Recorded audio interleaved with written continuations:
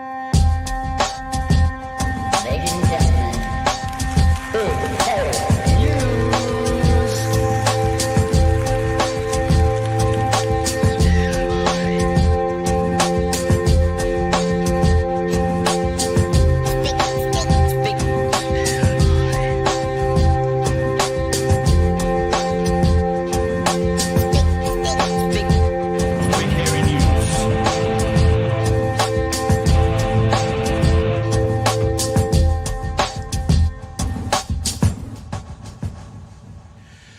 Hey, kia ora koutou whānau. Welcome back to another edition of Big Hairy News. Kia ora, Chewy. How are you, love?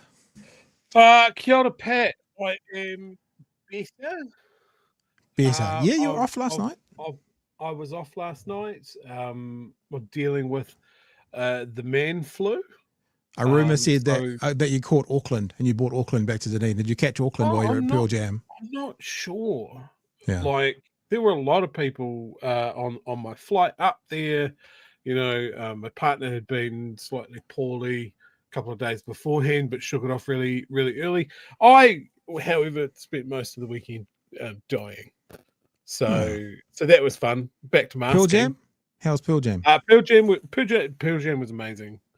Not really important band for me personally. Like, as part of my musical journey, Pearl Jam was incredibly formative for my tastes and everything. I've seen them once before. Last time they were in Christchurch, but just a phenomenal, just really good gig, really good crowd, vibes impeccable, really nice.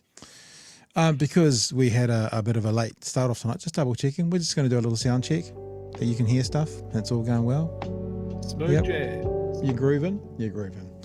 All right, team. I think it's going to be a really interesting show tonight. It's quite a big show tonight. So thank you all for joining us. Before we get going, let's say a huge thanks to our new patrons, Jeff Burns, Joe, and Regan Cox, who joined up in the last week. But also a bunch of people thought that they would change their tier, go from a certain tier to another tier. So I want to say a big thanks to Ben Munchhoff Swain. We want to say thanks to James. We've got a couple of Just Jameses. Not that you're Just James, but that's the name you've given us. So you'll see yourself in the credits, but you might see another one because we have more than one James who is a patron of ours. Catherine Laurie, who has upped her donation, her patronage, and also Sandy. So thanks to all you guys in the last 7 days for being a part of what we do. If you want to know more about us, I was thinking, Chewy, that I might have to update this thing here. And actually, as you look at it, that's still relevant. That's still relevant. That's still relevant. Maybe I have to update it. But the old orange orangutan can stay there because I'll do a different kind of update for them. So yeah. So thank you very much for being a part of what we do. If you enjoy what we want to do, and you want to support us anyway, patreon.com/Big Hairy News. So tonight we are going to talk later on in the show about Sir Bom, as they call him, Sir Bom, being put to rest, the last member of the Māori Battalion. And I think we all know, Chewy, how much you dig on your history, that would be something that you'd want to get into. So I'll play some video and then I'll step back and go, the ball is yours, Chewy. We'll have a chat about that. Also, a good chunk of the show tonight is going to be... we're going to look at the apology that happened in Parliament today. We're going to have a look a bit later on at some video, what was actually said, the Prime Minister, the Leader of the Opposition, and other people, and how it was taken. But first of all, we are going to welcome to the show, if you're watching One News tonight, you would have seen her, from Redress Group for Survivors, co-chair of Redress Group for Survivors. It's Dr. Annabel Ahuriri-Driscoll. Annabel, thank you so much for joining us. Kia ora, thank you. No, very, very happy to have you on board. You were at Parliament today. You were in Wellington. Why don't you give us your thoughts as to what you witnessed? I guess, number one, really privileged to be there. And, I don't take that for granted, actually, because of the ballot, very contentious and problematic. Many survivors who wanted to be there couldn't. But I guess the other thing I want to share is there was this beautiful process happening around the apology, and that was we were mentored, supported, guided by mana whenua, by Te Atiawa, who did a beautiful thing. They ran a concurrent tikanga process that many of us were able to be a part of. And that was a collective of Māori survivors. Some leaders in Te Atiawa took some of the poetry, the whakaaro, the stories from survivors. They developed some karakia, waiata, and karanga that were infused with those experiences, and then they supported us as survivors to deliver those. And so I was very privileged to be able to, with others, be kai karanga for that, fellow survivors standing up there, as you would have seen on the live stream, reciting karakia. And so very meaningful, profound, part of healing itself. So I think we were very clear, many of us, ambivalent or some mixed feelings about the Crown apology, but very committed to this process that was running concurrently. So I'm not sure how much awareness there was of that, but I think we felt like tikanga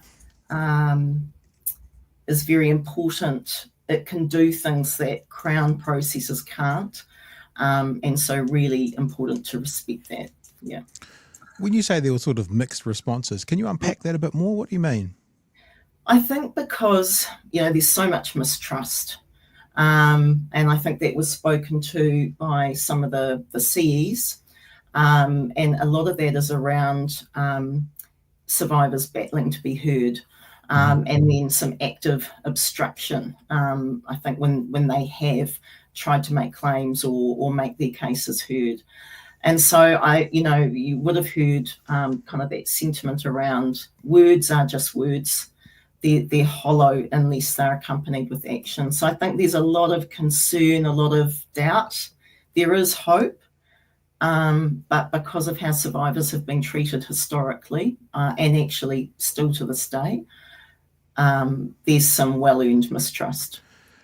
Let's do this then. I was going to do this at some stage, but you've kind of led us into it because it seems like maybe one of the groups you're talking about was Crown Law. It wasn't just the government apologising. It wasn't just the Prime Minister. It was a leader of the opposition for the past Labour governments and various government agencies as well. I'll just play you 90 seconds here because this speaks a little bit to, I think, what the mistrust is that you're talking about. So this is the leader of, I think it's Oranga Tamariki. And then it goes on to the person in charge of Crown Law. Let's have a look at this. We are sorry. It started with Oranga Tamariki. The Ministries of Health, Education and Social Development followed. Tēnā koutou katoa. Then it was Crown Law's turn. Greetings everyone, I'm Una Jargos. I'm the Solicitor General of New Zealand. Crown Law has spent millions on legal fights against survivors. She admits lawyers could be too aggressive and use delay tactics. I am here today to say I am sorry.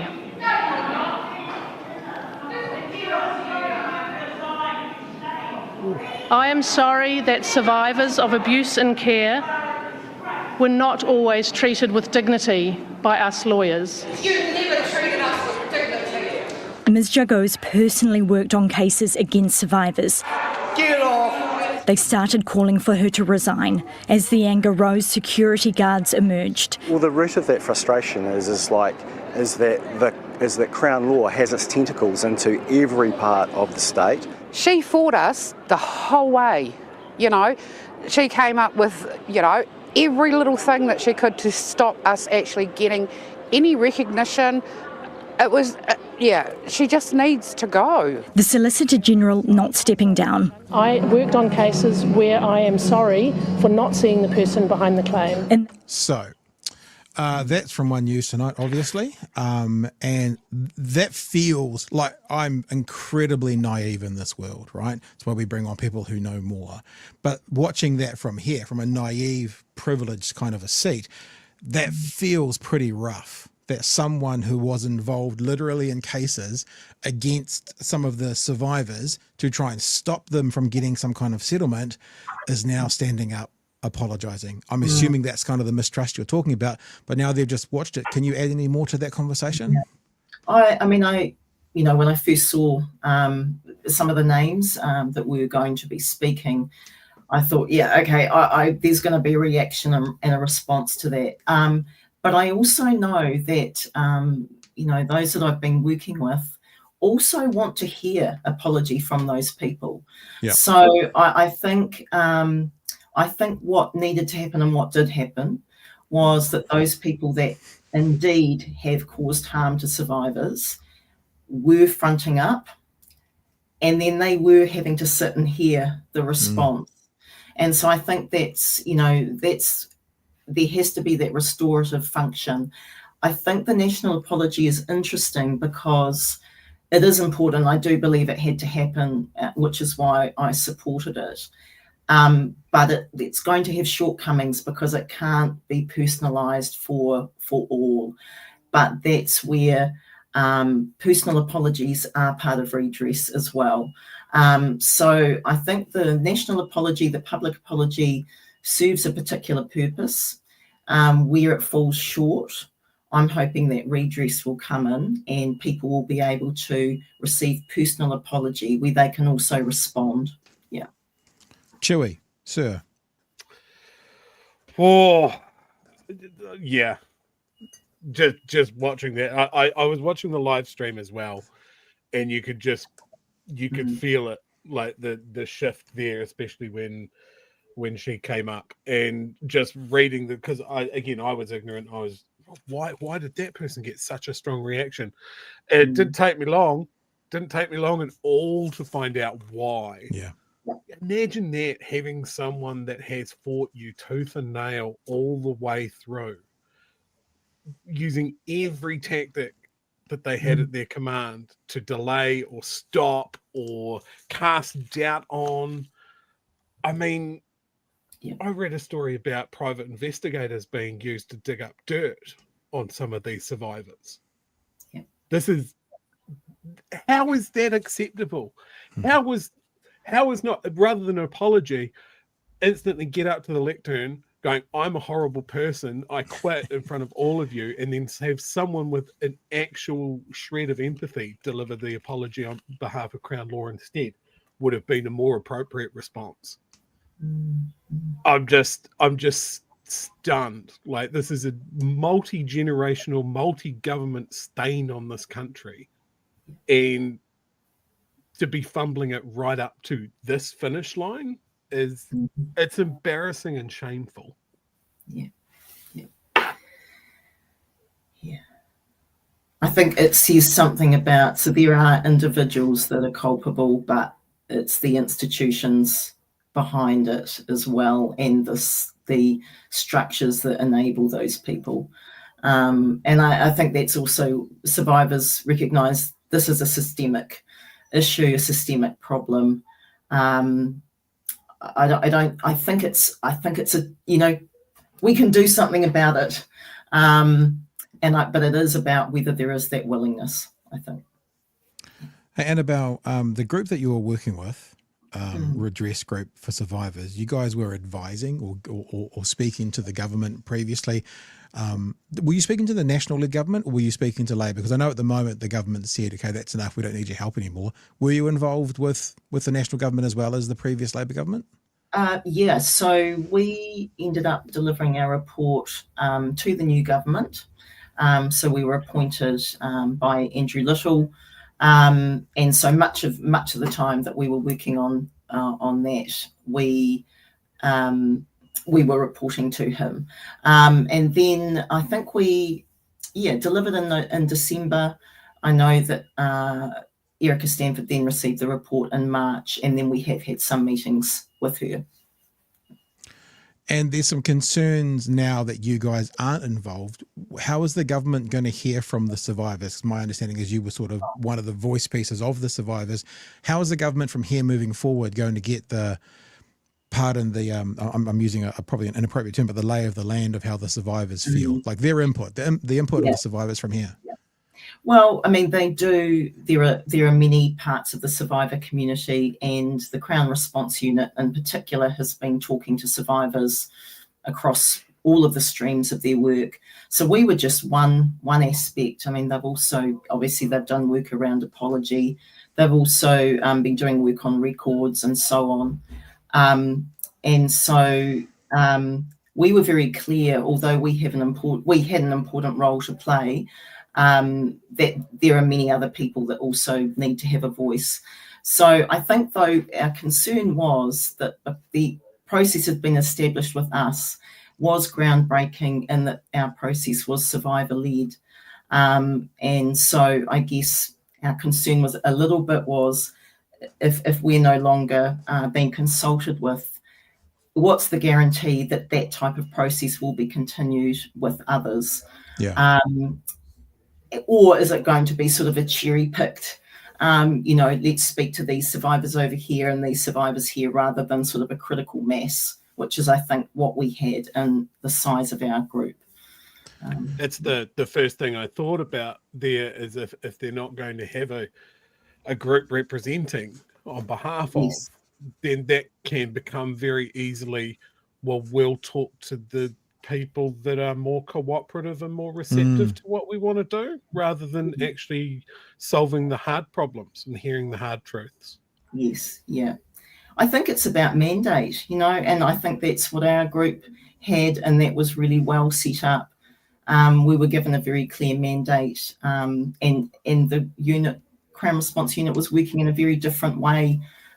So we were in charge of the design. They did say to us, moving forward, we're going to need different types of expertise. Survivors may not lead that, but at the heart of our design was that survivor leadership. So, if it's not going to be as it is now, tell us how you're going to guarantee that. And I think that can indeed be done with other groups, but they have to have the mandate. Yeah, not just give us some feedback on this little bit over here, but more meaningful. Annabel, from learning a bit more about you, you seem to wear different hats. I mean, you're an academic. Yes. I don't know if you would call yourself an activist, maybe a community organizer when it comes to the organisation you're co-chairing, but you're also a survivor. Do you feel different hats? Can you look at today's apology with those different hats, or is it all one for you? Like, do they feel different depending which hat you're wearing? Yeah.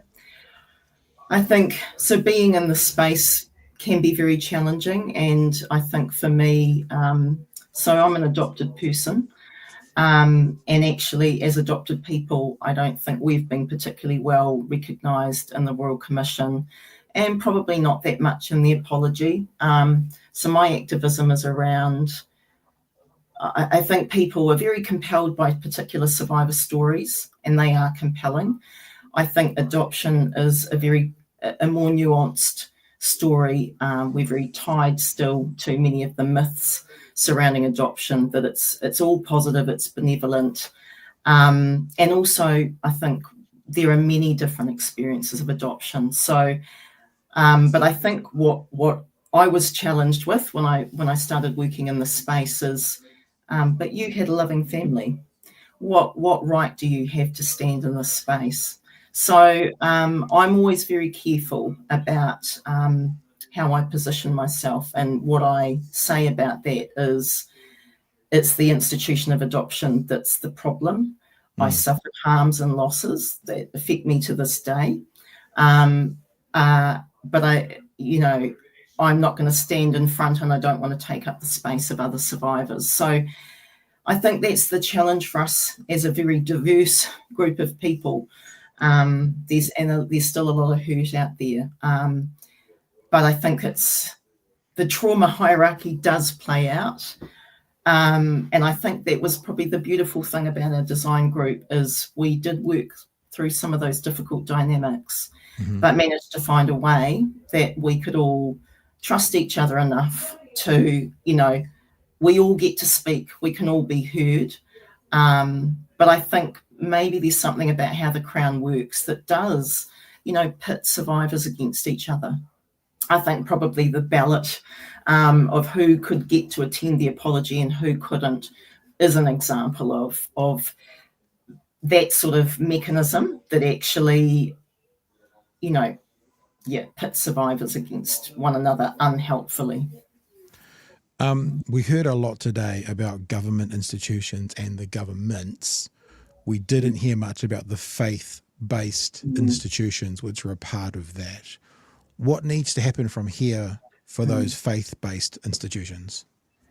Yeah, I worked with people who were survivors of faith-based abuse, and I know there was a lot of anxiety around to what extent is our abuse going to be reflected in the apology? How is the government going to, make those institutions accountable? And I think that was spoken to by the Prime Minister. I think, though, people would have liked to have seen more of that reflected in the apology and the apologies from the chief executives. Why couldn't there be some faith-based representatives there as well? So I think there's a feeling that it's still not enough, and probably people looking at what's going to happen next. I think Christopher Luxon, though, has shared some sentiments that they will be doing everything they can they will be using those sorts of levers to make those institutions accountable. The word redress has come up a lot. Yeah. What does that mean? And I guess what's the idea outcome today moving forward? What happens next?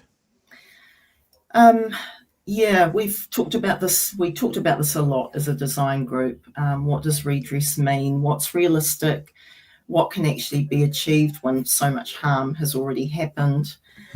And one of my colleagues talked about, look, actually, there may not be justice. We may never be completely healed, but what is it that allows us to actually move on? And I think that's where that focus about next generation comes in, the prevention of any further abuse.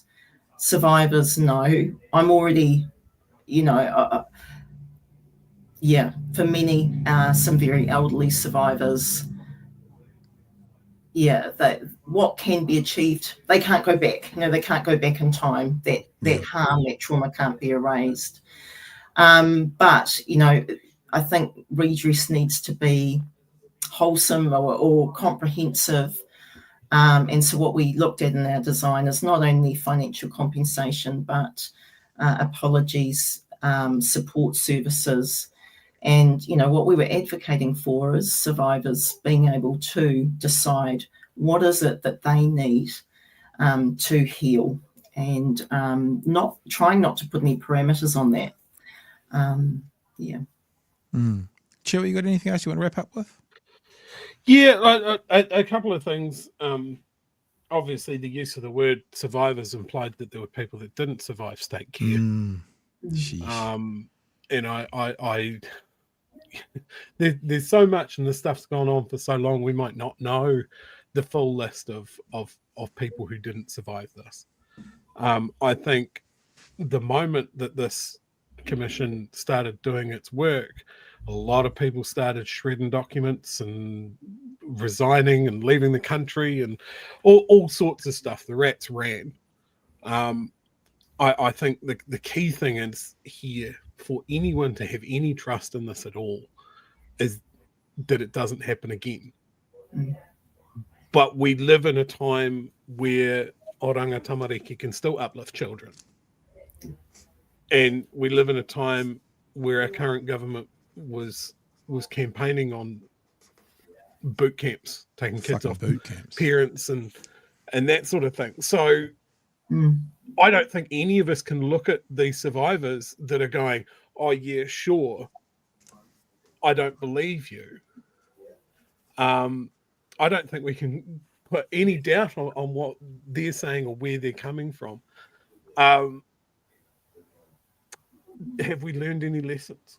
And then my other thought is on redress and compensation and that sort of thing.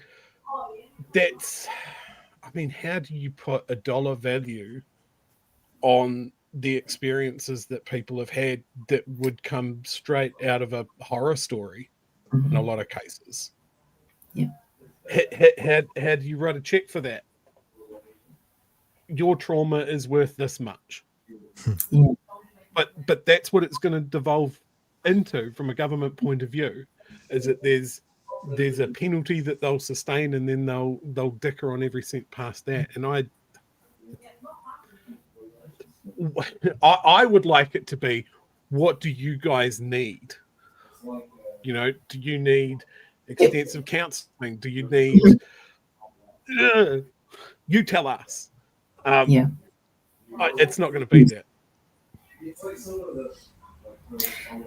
Yeah, well, that's what we would like to see, absolutely. And I think, one of my colleagues who's worked in the disability sector says, well, actually, we have this idea that, well, we don't trust people.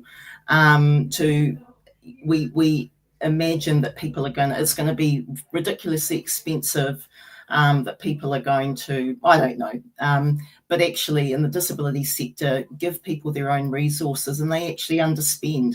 So I think it's about trusting, and I think that's what the National Apology was about as well, is for the general public to see survivors in a different way.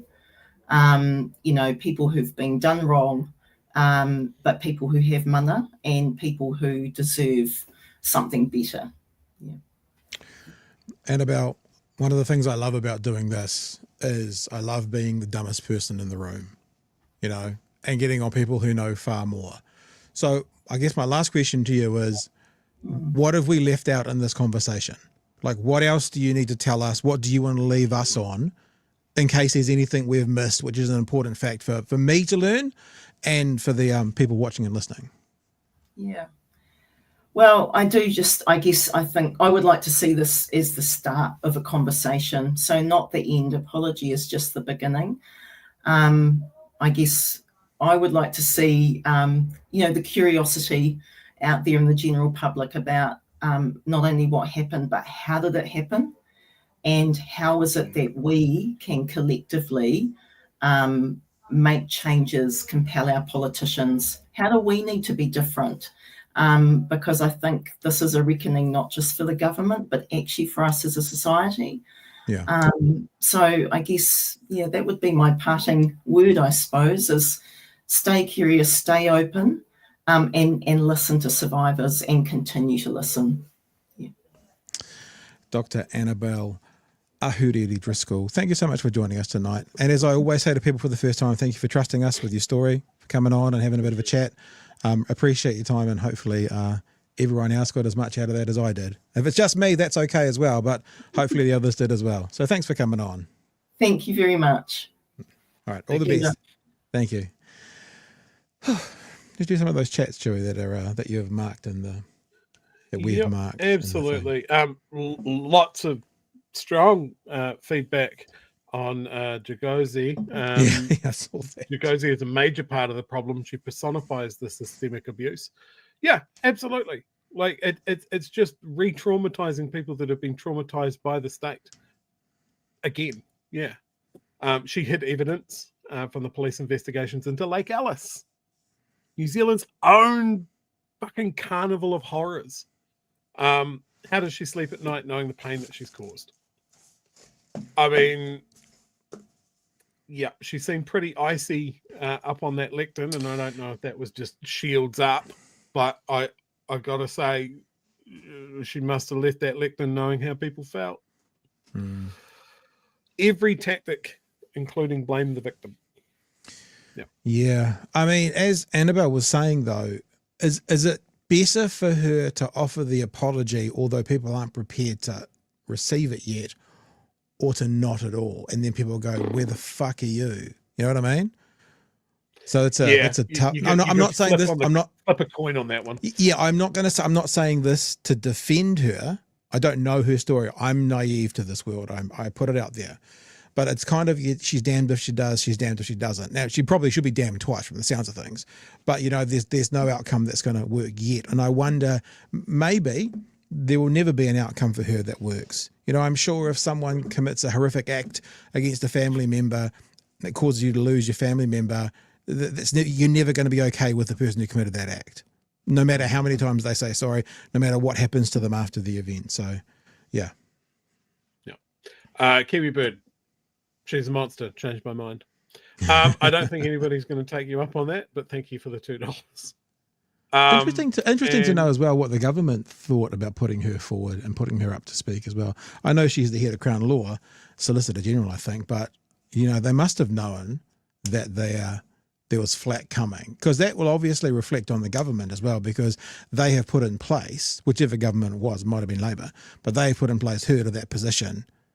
And then all these people she was involved in literal cases. She was a lawyer in some of the cases trying to deny survivors their claims.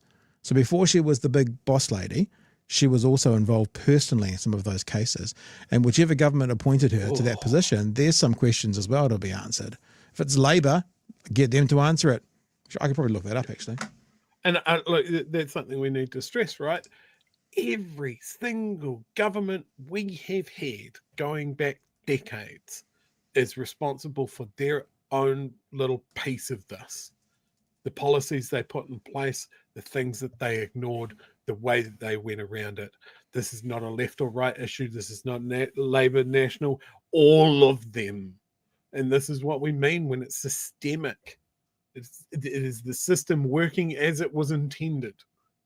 And so many people turned a blind eye or shuffled papers and just tucked it under the carpet. They're all guilty. Kim here says, I imagine that the legal fight would have been equally as traumatic as the abuse. Not being believed, having to fight for acknowledgement that abuse happened. Yeah. And look, that bleeds into so much that we have in our society today. Like, if that is your interaction with the state, why would you want to be a member of society? Why would you want to fall in line or trust the government or authority figures like the police, the Ministry of Health, all of those things? Why would you ever trust them? This is I'm looking at the situation at Una, I think her name is Una Jagos, however you pronounce it. King's Counsel is the New Zealand Solicitor General and King's Counsel, appointed in February and June 2016. So that's probably under the end of the national government, because Labour won in 2016, and then they won in 2017, and then again in 2020. So that's a national party appointment, but however, a Labour Party continuation, it would seem. And it also is, just stop and think about this, yeah? What does it feel like to be a survivor? Who cares which government it was? And to have a government appoint to the top position in Crown Law the individual who, however it worked, sat in a courtroom, sat in an office, sat across the table from a survivor and said, by their actions, you don't deserve this. And now that government has put that person in the position to be even more so in charge of this. And then the following government continued it on. And Chewy, you and I, even though, I remember the foreshore and seabed happening when I was in my 20s, it's one of those moments where you kind of go, oh man, Labour, what the fuck? Like, we've said this about the foreshore and seabed in what it was, 04, whatever it was. How did any Māori ever vote for Labour again? Like, how did they ever vote for Labour again after what Labour did in the foreshore and seabed? And you kind of think about who does a survivor vote for? I mean, maybe nobody. Maybe that's a part of the being removed from society. But to have actually this person who individually tried to stop survivors getting justice now put into a position of more power. I don't know how I'd handle that if I was in the position to look at that person across the table. I don't feel like there's a lot of respect there. Like, I don't think, like, this seems to be something. I see what you're saying about, like, okay, so this is a person that has fought all of these survivors for so many years, maybe she's the right person to get up there and give a heartfelt apology for her role and the state's role and what these people have dealt with. Did you get that out of that apology? No, but then again, I mean, okay, none of these are to defend her, obviously, but this is the observation of a communicator. I felt that she didn't have the runway to actually put it out there. She was knocked off pretty quickly by the audience for obvious reasons. And so it did feel stilted and it did feel kind of, but was that because that's how she is? Or was that because, I mean, maybe she was told you have to do this, the head of Crown Law, maybe she didn't want to do it. Maybe she knows the reception she was going to get. You know, so no, it didn't feel heartfelt, but was it because she wasn't heartfelt or was it because of the embarrassment and then the pressure in the room? Who knows? Yeah. And I think if you combine that with what our guest was talking about getting rid of the input from an established group of survivors. Yeah.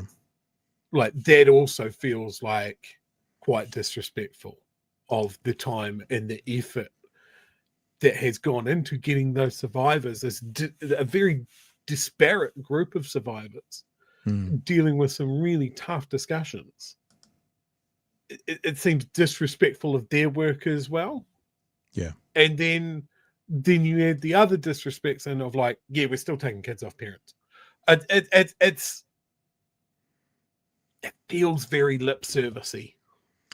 I was thinking as we started talking about boot camps, as you brought up boot camps, I'm sure you remember it because we played it. Nicole McKee, she in charge of boot camps? I think she's in charge of boot camps. And almost being offended. Of course children won't get hit. It's like, it's actually nothing against Nicole McKee as a person, but it is commentary against the institution that she's now sort of in charge of. That's, you know, I'm an older gentleman that I used to know back in the day used to often say, when words and actions disagree, believe the actions. Well, the actions of these kinds of institutions, historically speaking, yes, they've smacked the shit out of kids.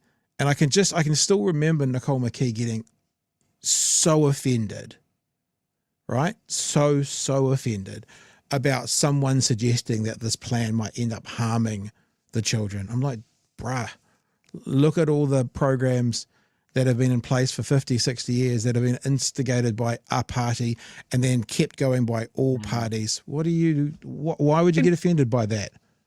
I mean, that was instantly suspicious, right? But sorry. Karen Shaw. Thank you, chat. Karen Shaw. Yeah. No one was going out there and saying, hey, look, you have created something that is going to injure children. People were concerned that it was something that had the potential to, right? Because I don't think, you know, when the state care system was created, that people went out there to purposefully, right from day one, created a machine to abuse children. But that's what it turned into. Yeah. With a lack of care and with a lack of oversight, that's what happens. So if there's questions at the start going, okay, so do kids get hit with tree branches? Is there physical punishment involved? It's not a personal attack. Yeah. It's concern, because we're just having this commission come out and go, oh yeah, well, we didn't pay any attention for 50 years. And it turns out that we just sexually abused, physically abused, drove people to suicide for half a century or more. So a few questions, I think you can gather up your pearls and just go, well, yes, there is going to be oversight. Yeah. All right. We are going to continue on this conversation, but I think we're going to break it up in the middle now with a little bit of brevity. I don't know how many people messaged me today, Chewy. Don't know if you've seen this yet, but Newsroom has been picking up their game. Play you a little bit of audio from their podcast talking about cancelled school buses. See if you recognise anything. Live in this, developed Western society, and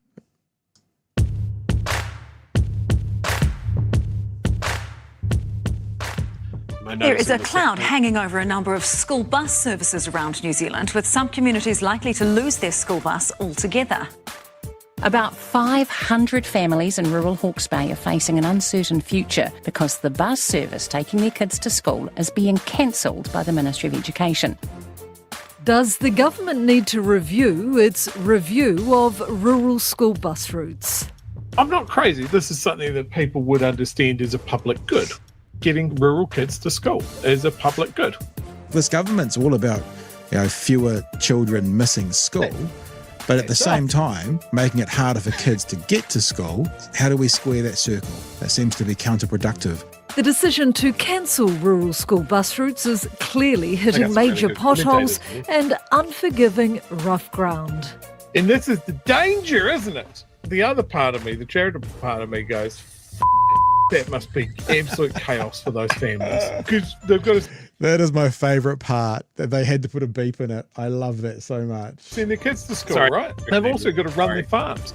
Mm-hmm. Like, if you're on a dairy farm, I can't imagine that someone's got the time to chuck the kids in a ute. Honestly, they use us for the entire setup to this. Drive them, 2 hours to school or something like that and get back? You screwed for milking?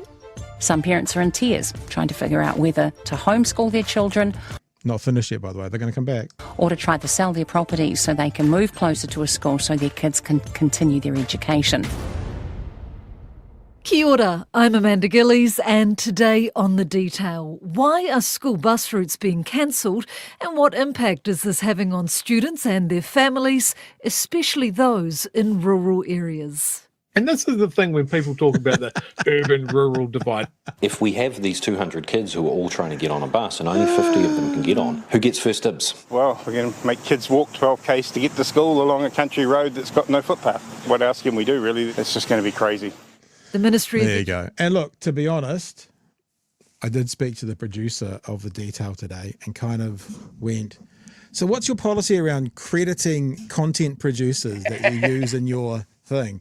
And the response was, we don't credit things that we use to kind of shape the show. And I'm like, okay, all right, I see the thing. And it's like, yeah, all right, it's good to know. Oh, and it was like, would you like me to make sure nothing gets used? I'm like, no, it's fine. I'm just interested to learn your policies. And like, it ended up being, I said, so if you kind of used commentary from News Talk ZB, like you used someone at Newsroom used a paragraph from News Talk ZB to start a story, would you credit them? And they were like, oh, it's not really the same because we wouldn't use stuff from ZB. And I'm like, and I was like, look, I get it. But I was just like, well, our policy is if we use someone else's content, we always credit them. It has a commercial value to it, to which the response was, well, we're not commercial. All of our stuff gets funded by public money. And I'm like, yeah, I saw one lot of public money for that, The Detail, that was $800,000 for a year. So I'm like, but you're still, I didn't say this part, but when you're putting together a program that you have to be accountable to New Zealand On Air and you're using other people's content to help be accountable, then it does have a value. It may not be a commercial value, but it does have a financial value. So don't worry, I've probably burnt that bridge and they'll probably never use our stuff again, but no, it's quite funny. I mean, it's a good point, isn't it? Right? They use their commentary because we're making good points. And how much did they use? 4 nights a week. Like half of that first 2-minute intro was you. I got to say one line, then you. Yeah. Look, it's just ticked off something on my personal to-do list, which is drop an F-bomb on RNZ or some other major mainstream news. Look,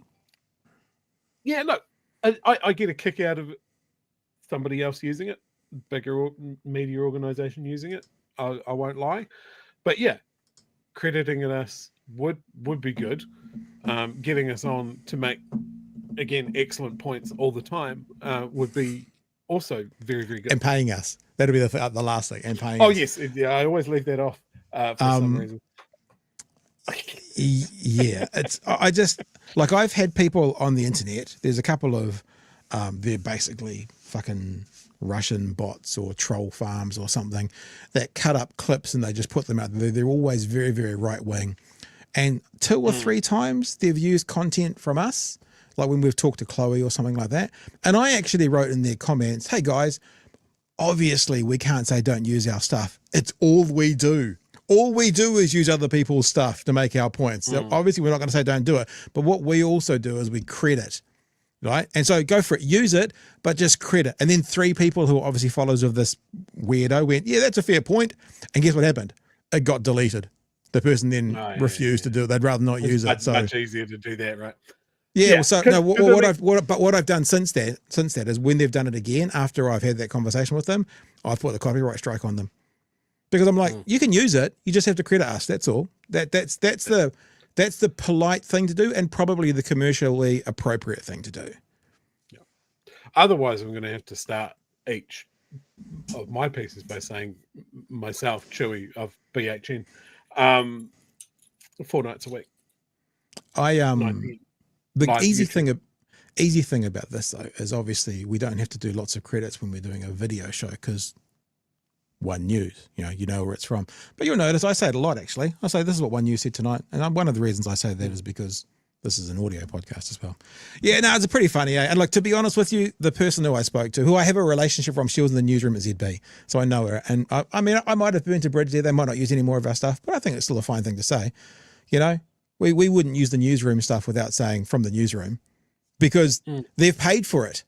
Right, they've paid for that content that we're now using, whether it's the reporter who's written it, or the technician who's put the audio, or whether that's cost them something. And so what we do is we say this is from the newsroom.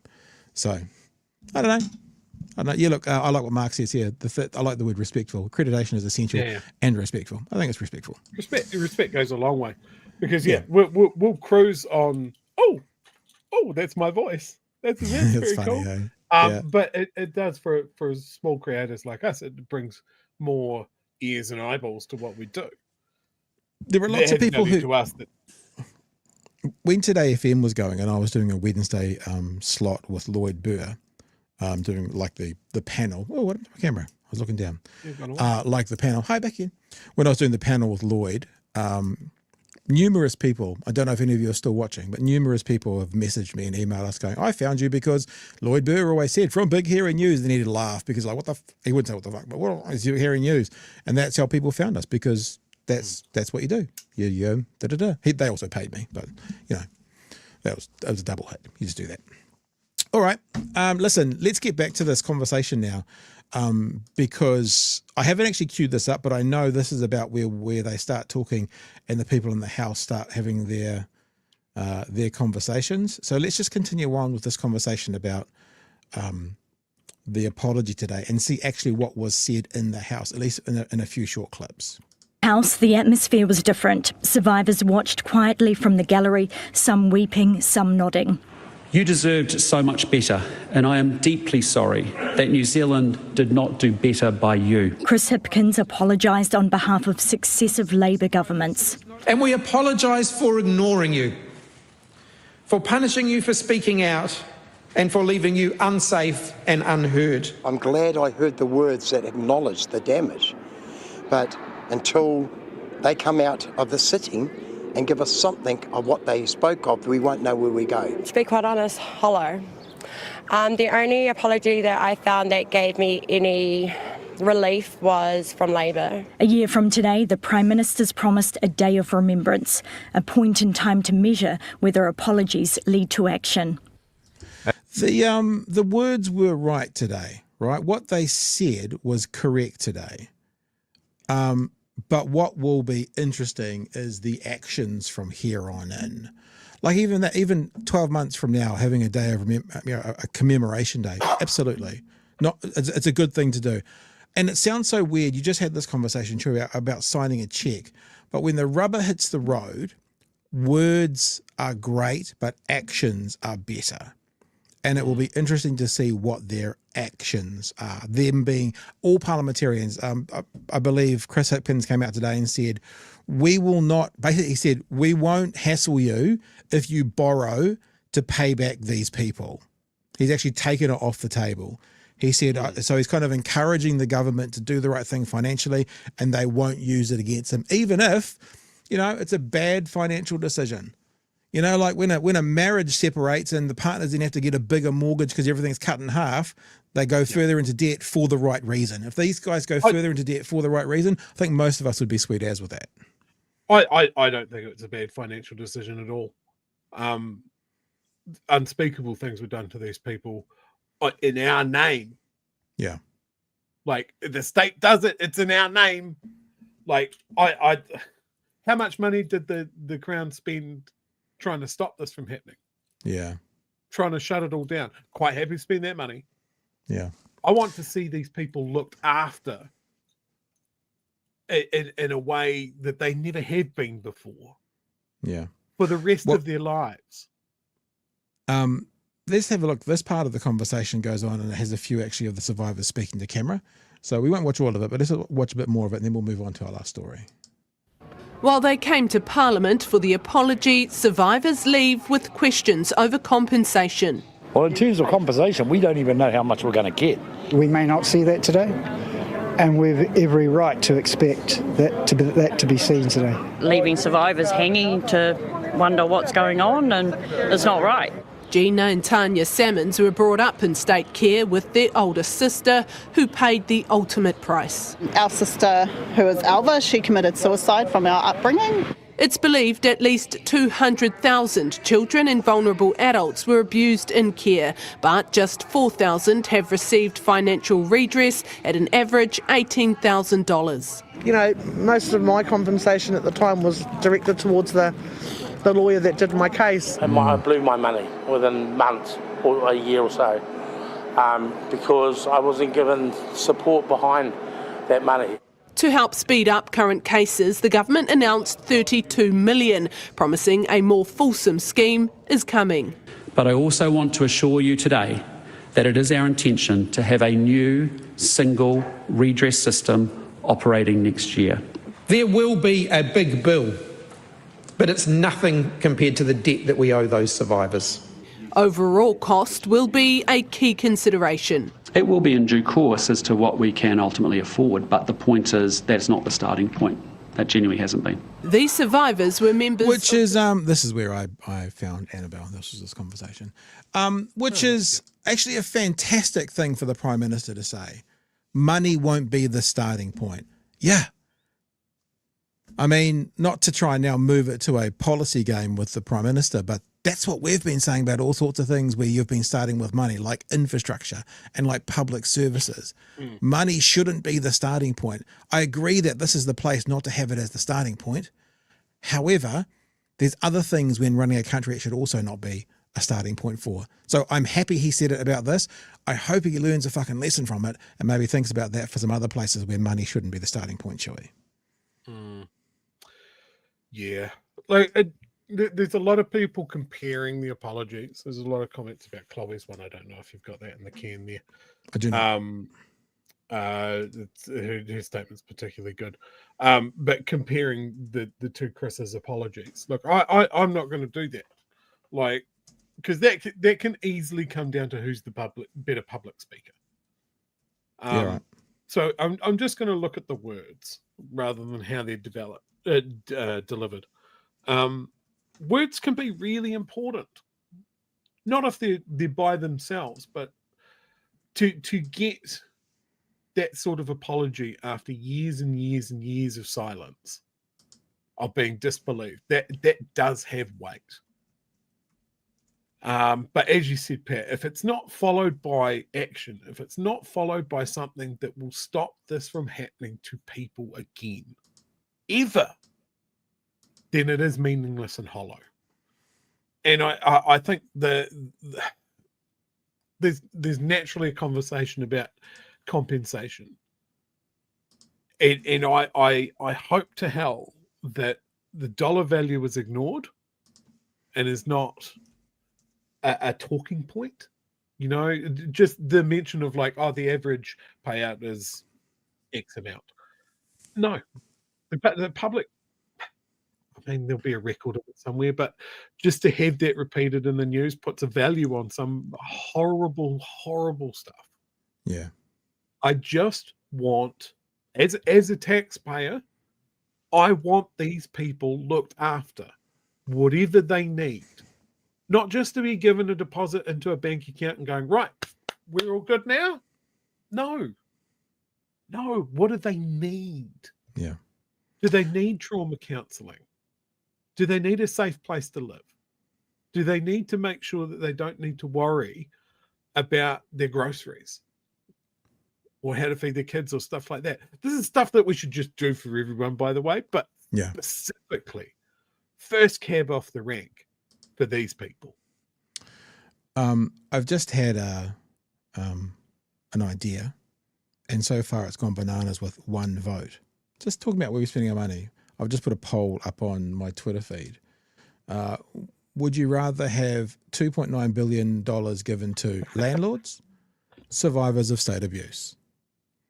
100% of respondents, there's one, I literally put it up as you were talking 54 seconds ago, says survivors of state abuse. Because you know what, and people are going to think I'm kind of making a joke all the time, but whenever we're going to get into a conversation in the next 2-ish years talking about can we afford this, that's coming up every single time. It's about choice, and they've chosen to do that over other things. Maybe they didn't realize they had this to do when they chose to do that, but that's why you put something aside for a emergency or a rainy day or something you haven't quite yet thought of yet. So there you go. Would you rather have $2.9 billion given to landlords or the survivors of state abuse? There's also a message in here.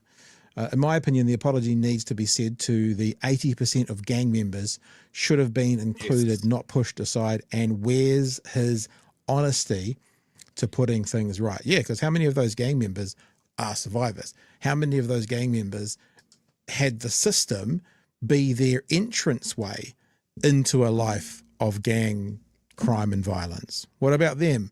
Oh no, we'll just take their patches off them and that's going to do it. We have spoken about this at length multiple times on the show, always talking about gangs. When we've had Harry Tam on, he has been very clear about it. That is backed up by all of the research, all of the many books that have been written about the New Zealand gang situation, specifically Black Power and Mongrel Mob. Is the reason that those two organisations exist is because of state care. It is because of borstals. It is because of kids being taken away from their families. It is because of the depredation of Māori in New Zealand society post-World War II. We created monsters and then have blamed the monsters for being monsters. Yeah. It is fucked. And we keep doing the cycle. You know, when we talk about the kids of gang members, remember that they were going to punish people in gangs. They were going to take the benefits away. They're going to be tougher on them to take people's dads away. That's not breaking the cycle. That is continuing it. And they don't get it. And this is why the people are like, well, I don't trust the government. And we go, well, they're saying sorry, though.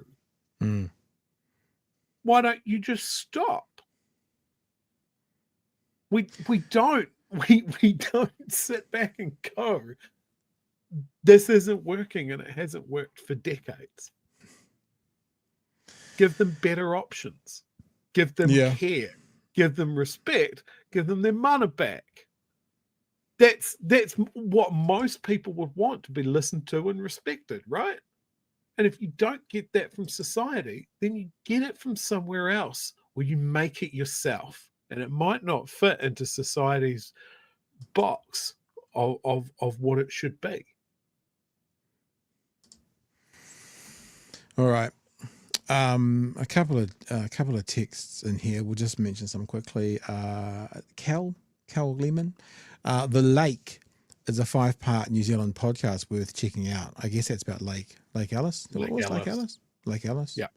Thank you, Cal. And Brian says, were probably the medical experiments conducted? Yeah, at Lake Alice, wasn't there? What do they call it? Electroshock therapy?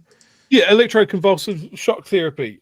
Obviously, it's straight up very scientific cure-all for anything, and definitely not used as punishment.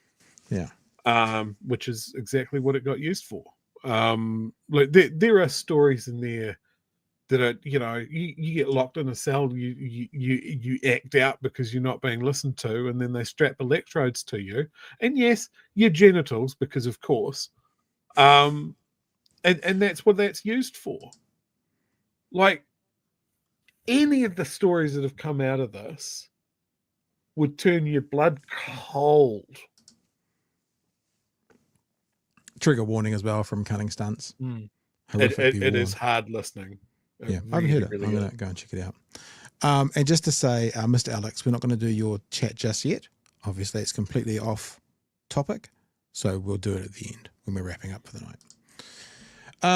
Okay, let's get to this last story. And Chewy, I know this is your bag, baby. So let's play the story about Sir Bom, as he was known. There's been an outpouring of emotion and stories as Sir Robert Bom Gillies' life and legacies celebrated. The last living link to the 28th Māori Battalion finally laid to rest in Rotorua. Our Māori Affairs correspondent, Te Aniwa Huri-Hanganui, was there.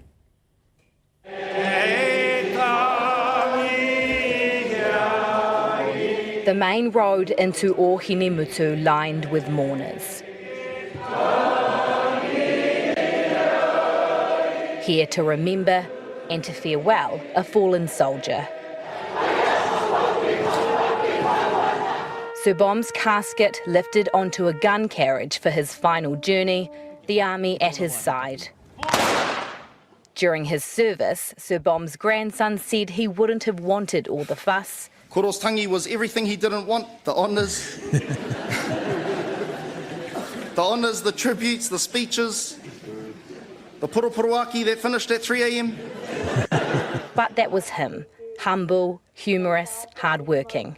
But people need to stop telling the story about us just standing there while he was working on the roof. We weren't just doing nothing. We were going to catch him if he fell. Sir Bom didn't think he was worthy of the attention. His character is so funny because we're actually down here for the presentation of B Company medals. They gave him a beautiful taonga, and it was a greenstone mere.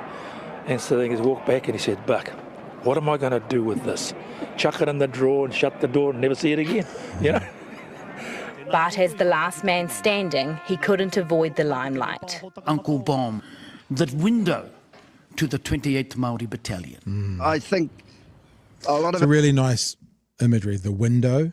Like, I think I wrote in the description for this show, I think I did. It got deleted once, so it might have been. It's like, this is a character from yesterday, when we're losing all these characters from yesterday, like have to be in your 90s now to be in World War II, basically. And a person of a different age who's been lost, forget all the things he actually did as well, but just, yeah, from yesterday. It was a nice way to think about it. Window to the 28th Māori Battalion. I think a lot of our young people don't realise that it wasn't just about a war overseas, it was about our rights as citizens in this country. But long after he returned, he had to keep fighting for Māori veterans to be treated equally. The Māori Battalion were very good at what they done and got treated like crap, but it's still happening today. Racism, discrimination. We haven't moved on. On the way to his final resting place, Sir Bom took one more journey through the pa, the Māori Battalion flag flying high. I remember about a decade ago when Tau Bom and a few of his mates were getting together, they said to each other, "Last man standing, put out the lights." That time's now come, a chapter closing on a piece of our history. There you go, Joey. There's a story from One News tonight. Your bag, baby. Yeah, I've read a lot about the Māori Battalion. Had a relative that would have been fighting in the same areas of Greece and Crete at the same time. He lied about his age to go away and fight. 17 years old. And I think, Buck touched on it a little bit there. There were still a lot of different reasons that the Māori Battalion volunteered. It would have been adventure. It would have been a way to go overseas and that sort of thing. But there was a large portion of them that were fighting for recognition that they were part of modern New Zealand. Yeah. And isn't it strange that we're still talking about that? Yeah. It's worth noting that the reason that the Māori Battalion stayed so organised after the war is because they were like, some of them didn't get their medals. They weren't given their medals. They just, nobody chased that up until recently, when so many of them had passed on. I think it comes down a lot, like, he was given a New Zealand honour, his knighthood. He'd already declined it once. He had to be convinced to take it. And his reasons for that is there are many soldiers who did more and who have never been recognised. I accept on behalf of all of the boys, all of my mates who served on the Māori Battalion. It's very clear from everything that has been said about him, he didn't consider himself worthy of those honours until he was told that it's not just for you, it's for everyone. It's for the ones that aren't here. And I think as these old soldiers pass, it's a reason why every Anzac Day we say, lest we forget. Yeah. Because as the people that were there go, it's up to us who were never there to remember. Brian says on the text, New Zealand history, nothing to be celebrated. I don't know if it's entirely agree with that, but I understand there's some dark parts of all countries' histories. And as you're talking, Chewy, I'm just remembering about, I've got a mate, and I won't say what his surname is, but apparently in World War I, for Māori, you didn't even get a paycheck. You could go and you could sacrifice yourself, but you didn't get a paycheck. And the great-grandfather or great-great-grandfather of my mate went along and he gave his Māori surname, and they went, "Oh, Lucas." And he went, "Yep." And they looked at him and he goes, something like, "I've got Italian blood in me," sort of thing. And that then changed the family surname until very recently when they went back to the original name. And so they were allowed to go and fight and die, but they weren't worthy of a paycheck. That was World War I. And they're still talking about it in World War II. And as you're saying, there's a freaking Hīkoi going on right now where some elements of this they're still talking about today. You know? It's like, when is it time, guys? When does the time come to actually go, okay, fucking David Seymour talking about equality. Yeah, cool. Let's figure that out, because it's not the way you're thinking to actually all be equal. Just look at the crime stats. Just look at the stats of abuse. Just look at the apology today. Just look at how people are driven into gangs. You know, just look at how people are treated in the justice system. Yeah, we want equality, but you're upside down, brother.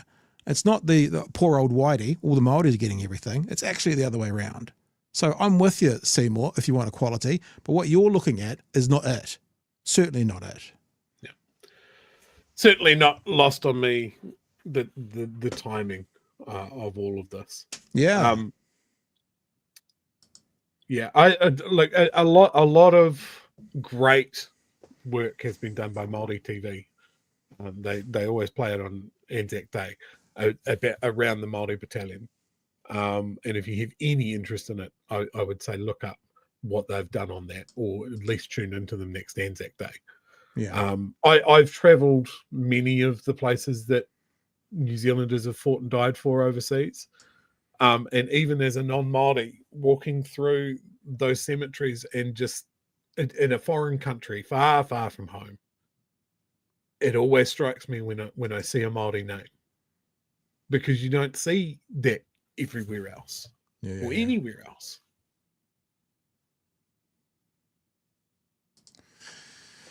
All right. I think we might be coming to the end of the show, that is. Not like life or anything. Calm down. One of the things that has always struck me about the Māori Battalion, they had to fight to have Māori officers. Right. The original plan was that their officers would be European. Right. And there had to be quite a lot of political maneuvering and that sort of thing to have it accepted that no, like, tribal links and iwi are important to this. These people will follow their own, and they have their own that have the qualities of leadership that we want. And it wasn't just accepted. It was just very, very colonial that, oh, yes, we can have the natives fight, but they must be led by a good Englishman. Thankfully, they were able to solve that before they got to the battlefield. But that's the time that we're talking about. We're talking about after the war, when soldiers came back, they're often given parcels of land to farm. Not Māori. Yeah. That was just for the white soldiers. Mm-hmm. We just keep doing the same shit. So Maybe so we should stop it. There you go, Mr. Seymour. What about that intergenerational wealth that could have started after World War II with a parcel of land given to Māori that wasn't? When are we going to make that equal? 80 years later.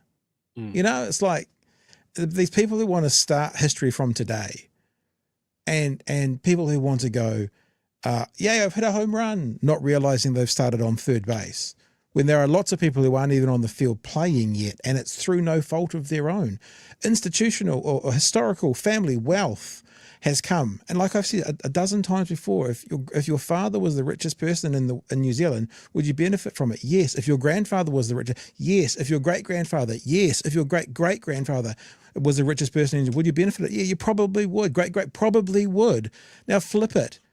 If your father was the poorest person in New Zealand, the most vulnerable person in New Zealand, would that impact you? Yes. If your grandfather would it impact you? Yeah, probably. If your great-grandfather was, I bet you the stats for great-grandchildren of great-grandfathers that were the most vulnerable in society would show it probably did still impact a good portion of them. It's like, it's history didn't start yesterday, you know? It's a perfect example, Chewy. No land for Māori after the war. Yeah. And ironically, probably the parcels of land given to those Europeans may well have been Māori land, which was probably taken and never returned. That's exactly it. Where did the land come from? Yeah. Like, it's just so circular.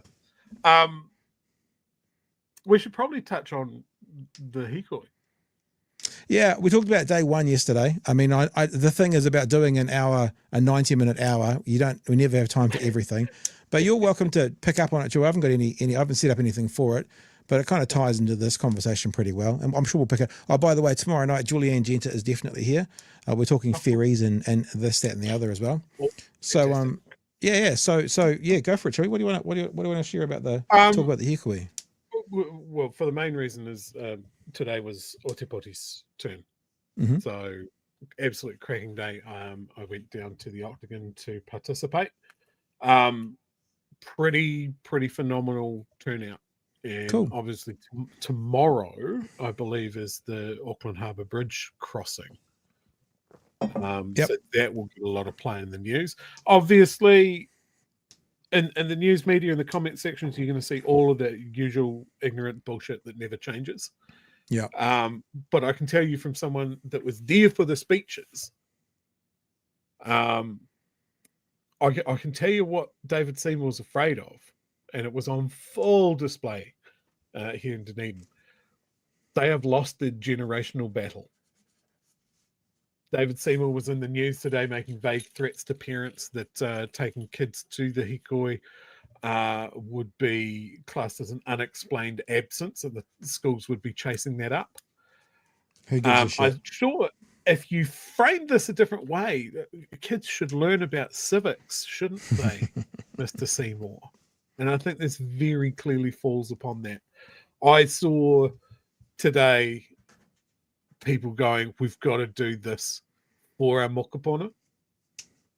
And I saw those mokopuna there. And this is the thing that Atlas seems to be absolutely terrified of. Is a movement that transcends it.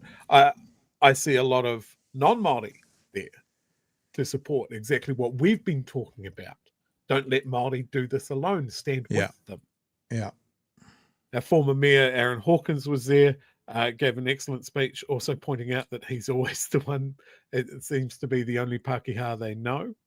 to come and give a speech. That got some good laughs. But yeah, the overall feeling is that all of these things are linked, and they will stand firm and keep moving forward. And that is what I am all about.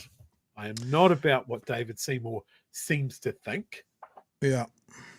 That it's confusing, that the principles are confusing, that the treaty somehow doesn't have any relevance to modern New Zealand or what the government has a response to do. I absolutely fundamentally disagree with David Seymour on the fact that the treaty is an agreement between races, which seems to be his media talking point that just seems to continue to go unchallenged. Yeah, that's because he won't come on this show, so we can challenge him. I'll tell you two things that I found. Two things I found quite good today. He wants to have a debate with the organisers of the Hīkoi. Yeah, and so here's a couple of things that told him to go and kick rocks.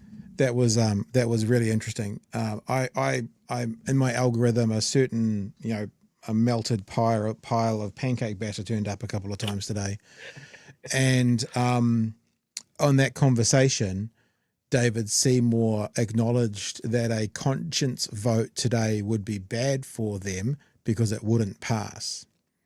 So he knows, like forget that it's not going to get past the first, so get to the first reading and then not pass, because he was thinking if it was a conscience vote, he said that it might not pass. So he already knows that. The other thing is these screamy, shouty, alt-right commentators that were pissing and moaning about a government not engaging with the Wellington protesters because the Secret Service, whatever they're called, what are they called? CIS, whatever the New Zealand version of it is, said it was too dangerous for the Prime Minister to go down there, are now pissing and moaning because Christopher Luxon says he will talk to the protesters, he will talk to the Hīkoi. So the same people who are like, why wouldn't you talk to the protesters, are now going, why are you talking to the protesters? It's just hilarious. You couldn't write a more hypocritical line from the mouth of a melting pile of pancake batter who doesn't want the government now to engage with the protesters when they only wanted the opposite not that long ago. It's beautiful. It's beautiful.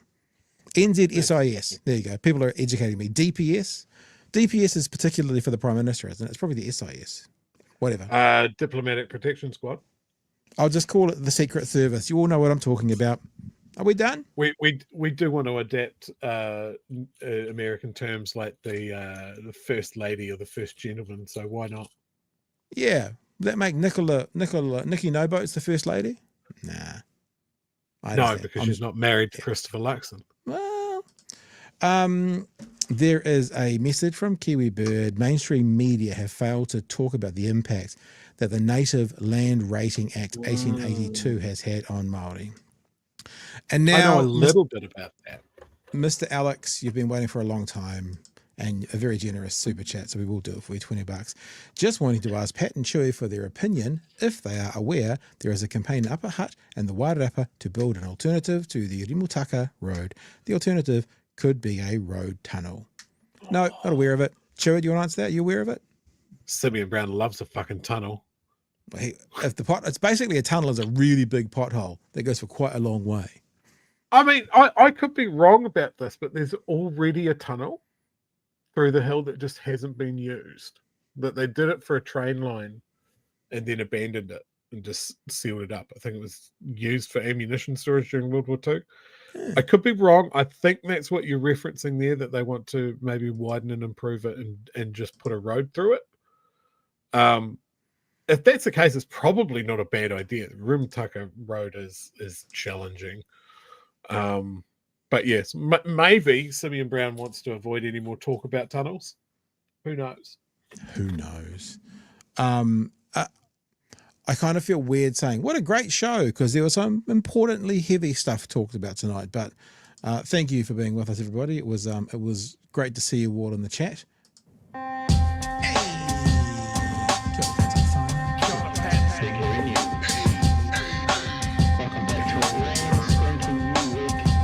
Settle a debate, whether it be thoughtful or funny, even if we're all creatures of hate.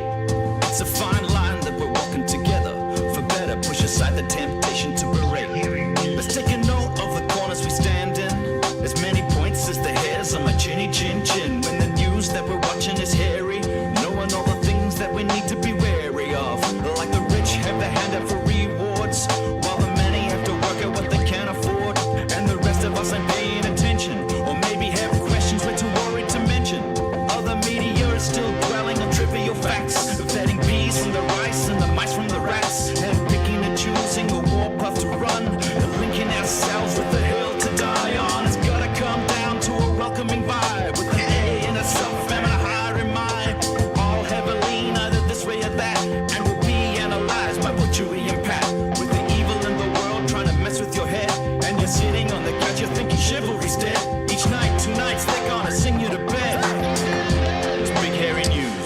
team. Reminder that tomorrow night, 9 o'clock, Julianne Genter will be joining us to talk ferries and perhaps what else is going on at the moment. I look forward to catching you then. Anything else from you, Chewy, to wrap up? I'm fizzing to talk about ferries, but everybody knows that. Fizzing at the bunghole. We will see you tomorrow night as we fizz at the bunghole for Big Hairy News. Live here at 9 o'clock. See you then, whānau. Hooroo. Cheers, fam.